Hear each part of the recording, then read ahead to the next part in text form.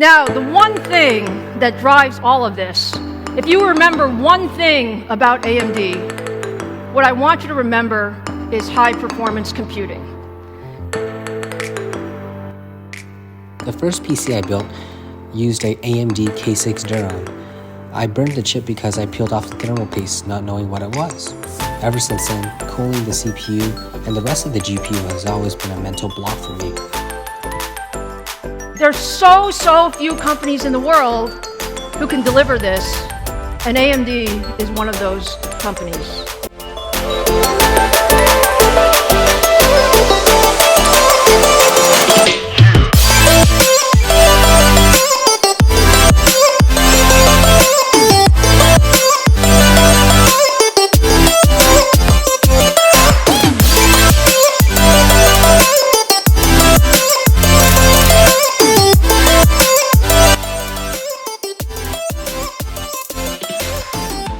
Back in high school, I read a lot on Geek.com and would dream about the PCs in which they would describe as the insane build. However, these parts were unobtainable back then for me because I couldn't even afford it. I've been fortunate to get a lot of help in my life from many different people, and I paid it forward by donating these PCs to children who needed it the most.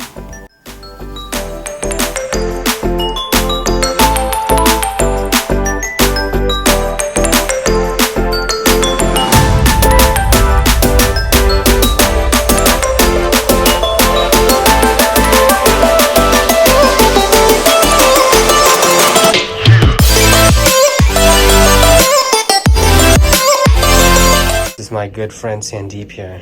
Good friends.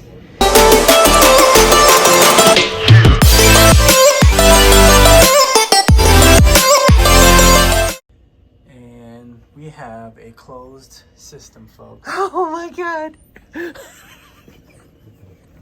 Oh shit, that took forever. I know. Oh my god. Oh my god. Wow, dude. Oh shit.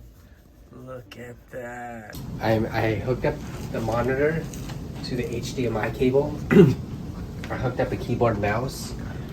The monitor's powered on. I haven't had the courage yet to put this on, but this is a power cable to the extended power cord. The mic is red. Hey, okay, we got power to the monitor. I know it is a little stressful. We're gonna use this aluminum momentary switch. It's a custom switch to boot up this PC. Oh, nice. That's my pump running. That's beautiful. Okay, Paul, turn it off. Okay.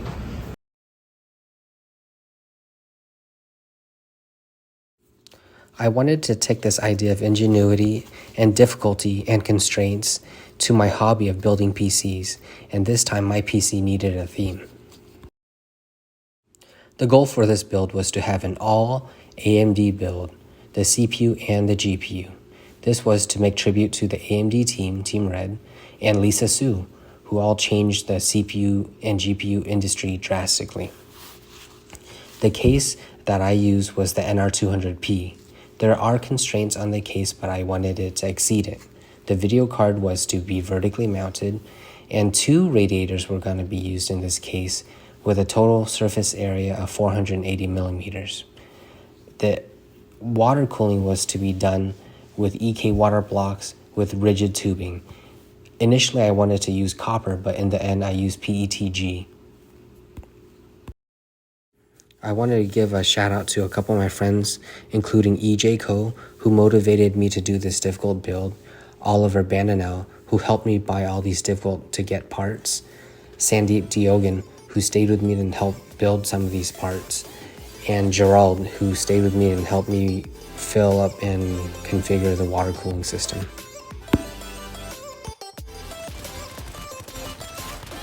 I watched a lot of YouTube videos that motivated me to build, including JayzTwoCents, Linus Tech Tips, and designs by IFR.